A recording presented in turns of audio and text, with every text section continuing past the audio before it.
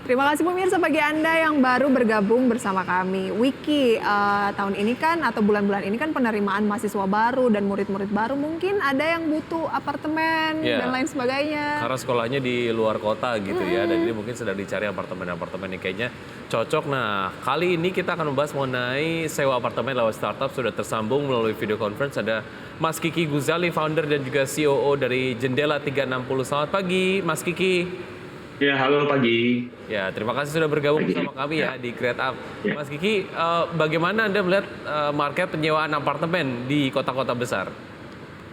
Oke, jadi kalau kita ngomongin market, sebenarnya market apartemen ini masih sangat tergantung sama kondisi ekonomi kita. Spesifiknya market perkantoran, market tadi betul juga dibilang tentang universitas ya. Jadi orang sekolah dan area-area favorit masih di tiga area spesifik ini, dekat perkantoran, dekat KRL atau dekat stasiun, sama dekat dengan exit tol, exit atau entry tol.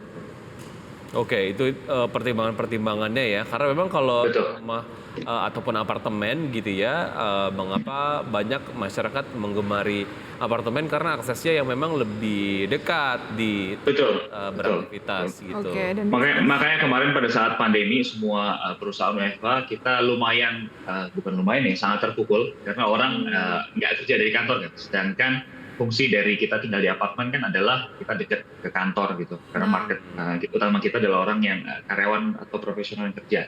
mungkin bisa Jadi begitu diukur mulai WFO, kenapa?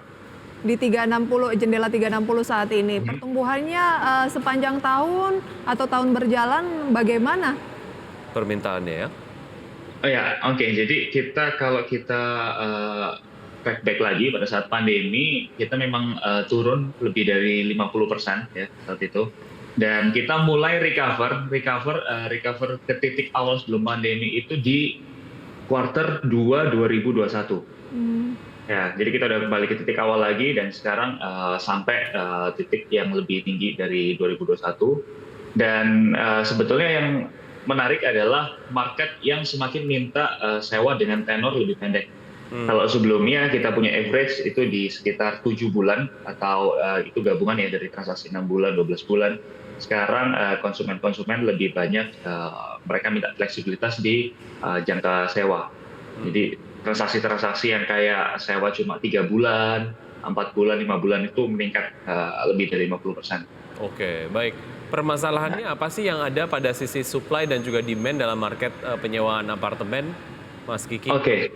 Ya, jadi dari awal kalau kita perhatikan ya, sekarang jumlah unit apartemen di Indonesia, data dari Colliers ada 220.000 dan nggak ada satu data yang spesifik tentang okupansi seluruh apartemen sebetulnya. Cuman gini, masalah yang jadi tesis awal Jendela 360 juga itu adalah cara bayar sebetulnya. Jadi kalau di negara maju, semua pembayaran itu bisa per bulan. Jadi kita sama kayak ngekos lah kalau di Indonesia ini. Sedangkan di Indonesia, mindset landlord itu masih, oh ya, kita terima penghasilannya maunya 1 tahun, sewanya setahun. Sedangkan market utamanya si pekerja ini kan terima pembayaran bulanan nih, kita terima gaji bulanan. Jadi ada gap yang cukup besar nih di situ. Dan yang itu jadi masalah yang masih jadi challenge kita bersama lah para pemain rental apartemen. Oke, Karena soal kita pembayaran nge-bridging ya. cara bayarnya ini. Baik, oke. Solusi Betul. apa ya dalam hal ini yang ditawarkan Jendela 360? Nah, jadi di sini kita memberikan berbagai macam cara bayar. Jadi kita financing. Jadi gimana supaya landlord bisa terima selama 12 bulan atau jangka panjang, tapi penyewa bisa pembayarannya bulanan. Jadi kita ada terbitkan kita cara bayar Jendela Pay kita sebutnya.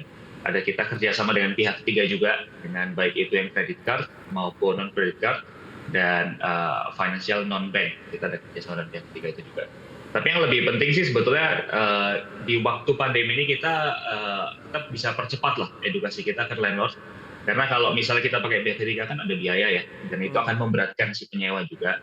Nah, waktu pandemi ini kita bilang bisa berhasil mempercepat edukasi ke landlord untuk bisa terima pembayaran bulanan gitu. Karena ujung-ujungnya kalau kita ngomongin tentang market apartemen rental, ujung-ujungnya adalah okupansi.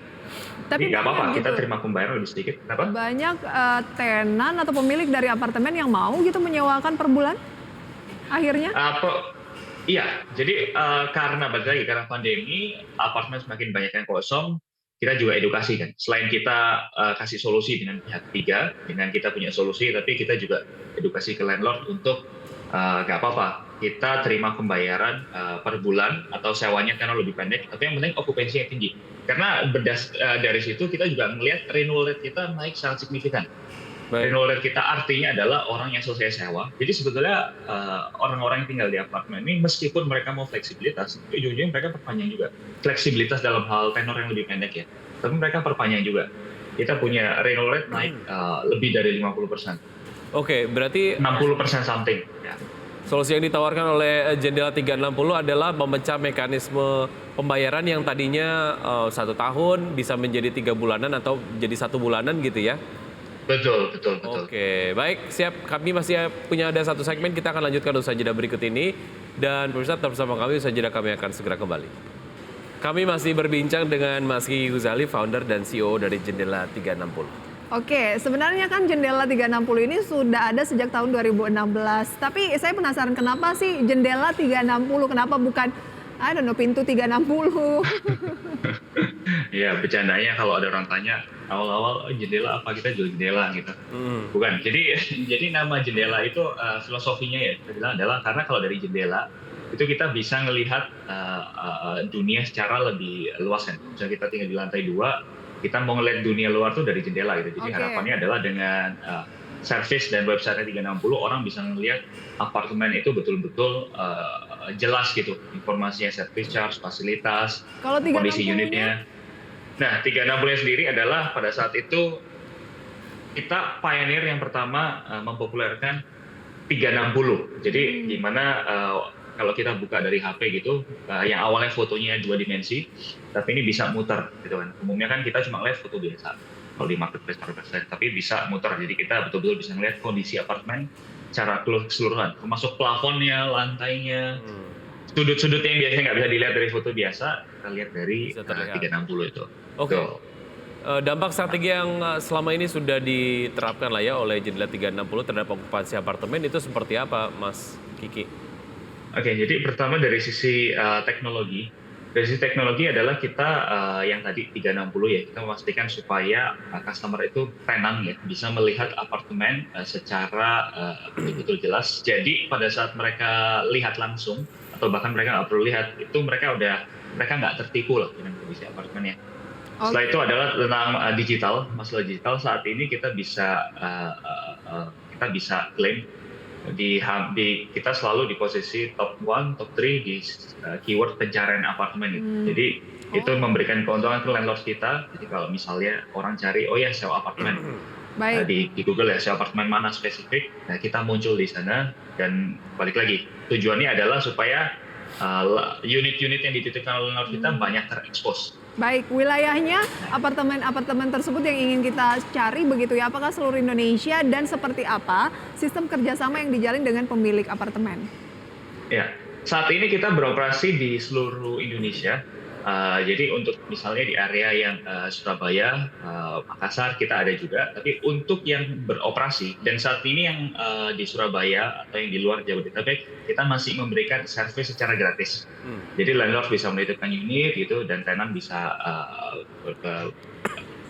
cari unit apartemen di sana.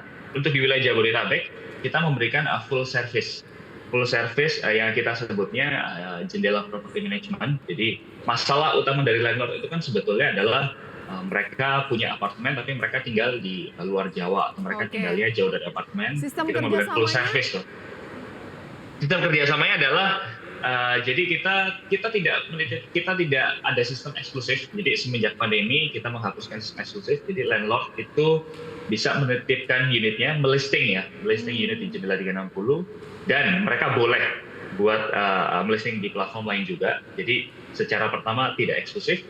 Terus selanjutnya adalah full service ini gini. Jadi ketika unit itu tersewa, segala aktivitas komplain. Jadi kan tenant ada komplain, terus itu kita yang mengerjakan. Kita sediakan semua servicesnya, bahkan setelah tenantnya check out. Biasanya challenge-nya di sini, di mana ketika tenant check out, kita bisa mereparasi unit itu secepat mungkin supaya bisa segera langsung dipasarkan lagi. Jadi okupansinya efisien. Lagi gitu ya. Oke, baik. Sejauh ini berapa apartemen yang berhasil disewakan melalui platform Anda dan targetnya ke depan seperti apa? Oke, jadi kita punya apartemen yang kita kelola saat ini jumlahnya ada di sekitar 20.000 ya. Dan dengan data yang kita punya sekarang renewal rate cukup tinggi, menyentuh angka 70%. Nah itu kita cukup happy lah dengan kondisi itu, apalagi di market yang masih belum bisa dibilang favorable kita para pemain industri apartemen ini ya. Dan target kedepannya adalah kita mau pastikan kita punya renewal rate kita jaga dan kita jaga karena saat itu karena ini sesuatu yang baik itu buat industri kita. Dan untuk penjualan kita targetkan di tahun 2023 ini kita bisa bertumbuh 80-90%. Oke. Berarti udah nggak pakai pendanaan ya, udah profit ya? Nah, kita menjaga supaya kalau kita dengar kan kondisi pendanaan lagi ya kurang bagus buat company. Jadi kita pastikan kita bisa bertahan tanpa pendanaan juga gitu. Karena ujung-ujungnya makanya salah satu value kita kan sustainable, gimana supaya bisnis ini bisa tetap running gitu tanpa pendanaan dari luar dan tetap sehat lah. Okay. Kita sangat menjaga profitabilitasnya. Baik, terima kasih banyak untuk Jendela 360, sukses selalu untuk Mas Kiki dan juga tim, sampai berjumpa kembali. Terima kasih Mas Kiki. Thank you. Sampai jumpa. Ya, thank you, terima kasih. Dan pemirsa, kita akan update pergerakan IHSG di awal pembukaan hingga saat ini seperti Anda dapat saksikan di layar televisi. Untuk IHSG saat ini berada di zona hijau ya. Dengan penguatan 0,2% di 6.880, naik 10 poin. Oke, sementara itu saham-saham yang masuk ke dalam jajaran top gainers diantaranya adalah ada Cuan, Awan, Esa, BBTN, BBRI, E-Software, Care, BBKP, dan BBC. Kemudian pemirsa rata-rata banking ya yang masuk dalam 10 top gainers. Losersnya ada PTBA yang turun 0,72%, kemudian Mayora, kemudian pemirsa ada Adaro, MDKA, NCKL, RAM, dan beberapa saham lainnya. Itu dia data-data singkat mengenai update dari pasar modal Indonesia sampai dengan pukul 9:28. Ya. Sudah 30 menit, 90 menit maksud saya. Kami menemani Anda dalam Power Breakfast. Nggak berasa begitu Nggak ya. berasa. Dan pemirsa, akhir kata saya Prisa Somodatu. Saya Wiki Adrian, see you in the morning.